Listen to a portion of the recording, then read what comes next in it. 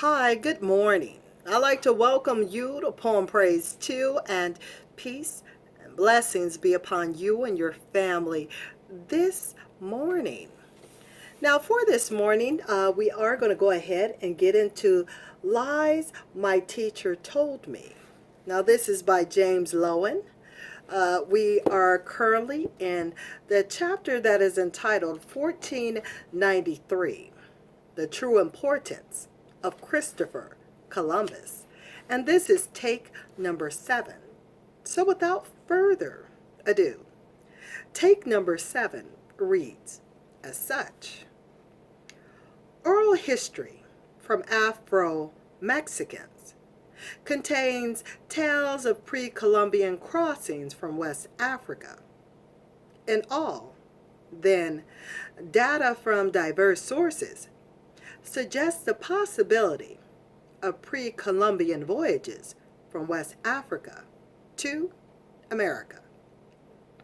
In contrast, the evidence for an Irish trip to America comes from only one side of the Atlantic.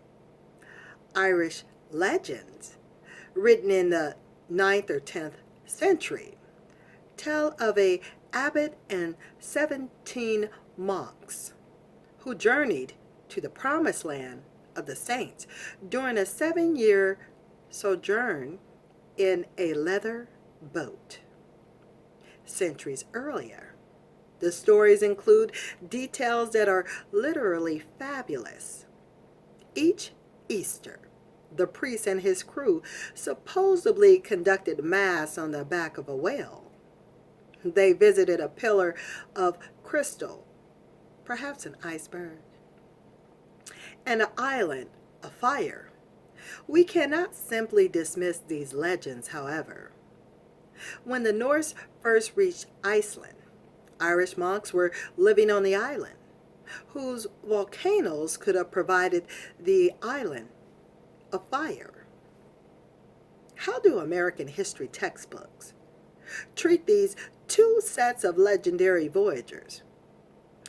5 of the 12 textbooks in my original sample admitted the possibility of an Irish expedition.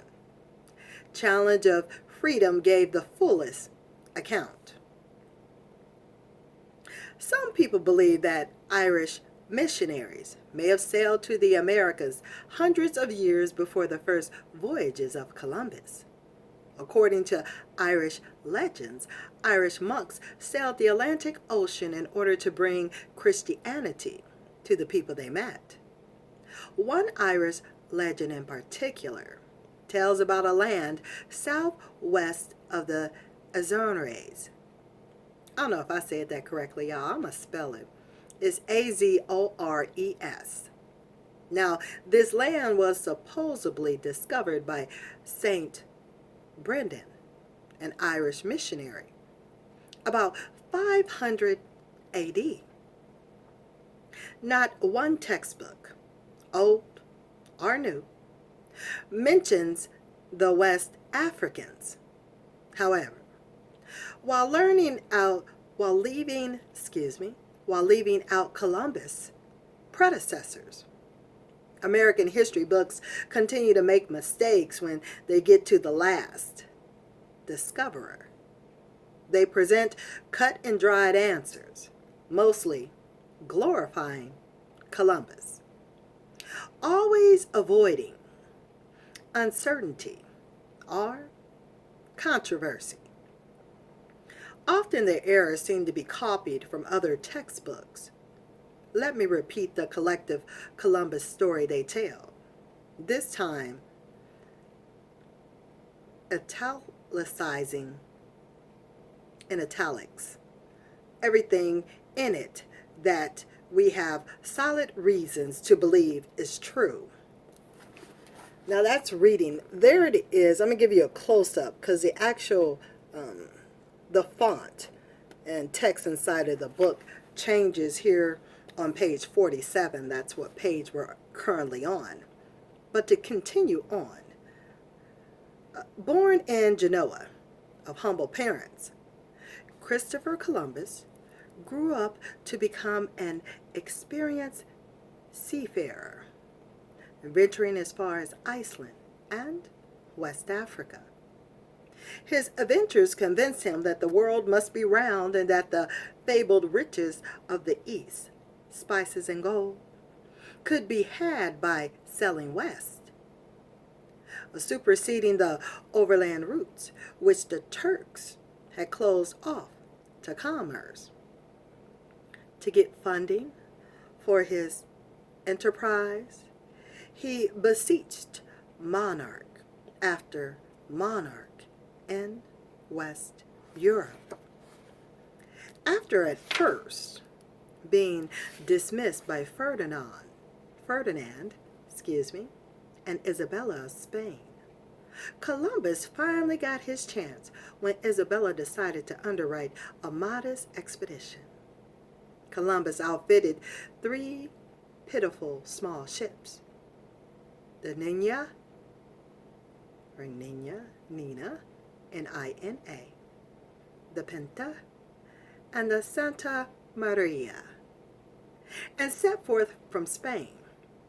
After an arduous, ARDUOUS, journey of more than 2 months, during which his mutinous crew almost threw him overboard, Columbus discovered the West Indies on October the 12th, 1492.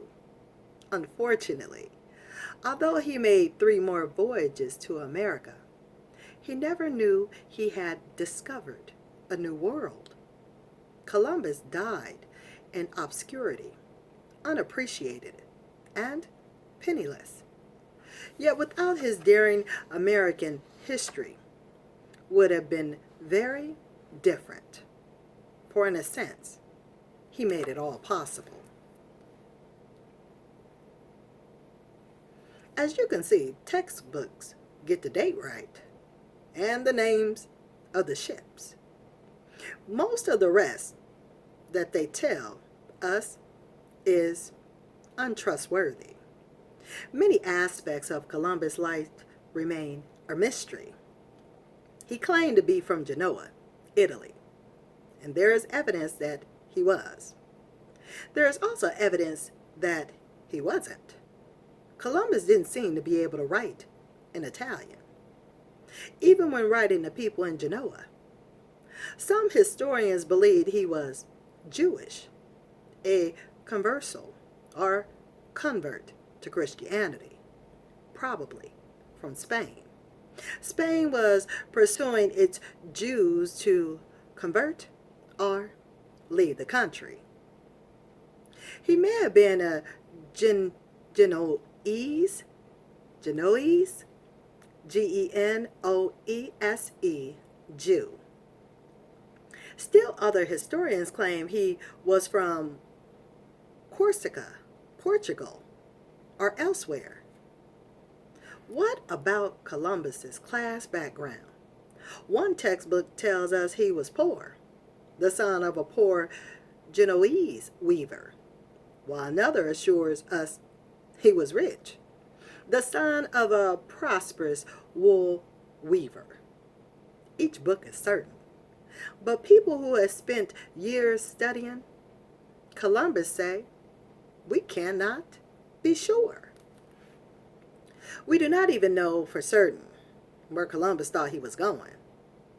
Evidence suggests he was seeking Japan, India, and Indonesia. Other evidence indicates he was trying to reach new land to the west.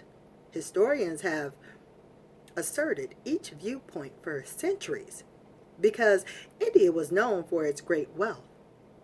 Las Casas points out it was in Columbus' interest to induce the monarchs, always doubtful about his enterprise, to believe him when he said he was setting out in search of a western route to India.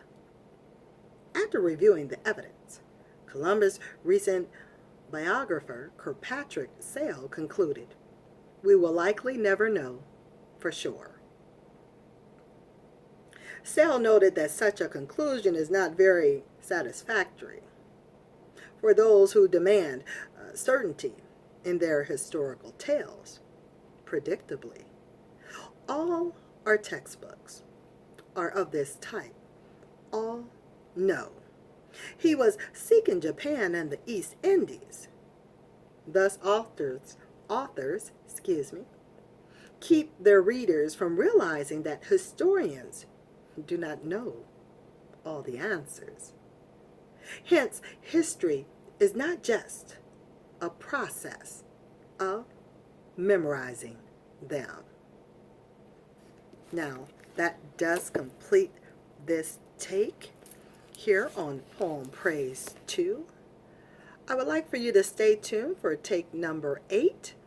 If you like, hit the like button, or you can hit the bell that rings at the top. That'll let you know when I'm coming to you again for Lies My Teacher Told Me, or any other book that I'm reading to you here on Poem Praise 2. But I certainly want for you to be well, to take care, to be blessed, and be at thy will. I'll talk with you soon here on Poem Praise 2. So, until next time, later y'all.